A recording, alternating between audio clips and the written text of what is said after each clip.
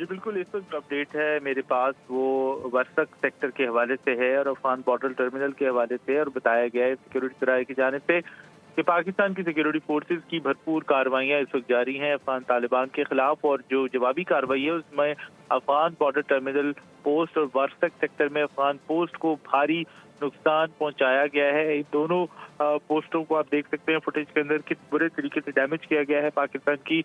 Forces की जानिब से, और एक भरपूर जवाबी कार्रवाइयाँ जो हैं वो इस वक्त मुख्तलिफ सेक्टर्स के अंदर जारी हैं। और उसमें जिस तरह से हम बात करें थोरफाम और अगूर अड्डा के जो बॉर्डर टर्मिनल्स हैं वो तबाह हुए हैं, और उसके अलावा जो अब लेटेस्ट अपडेट है उसके मुताबिक वर्सक सेक्टर में और इसके अलावा अफगान बॉर्डर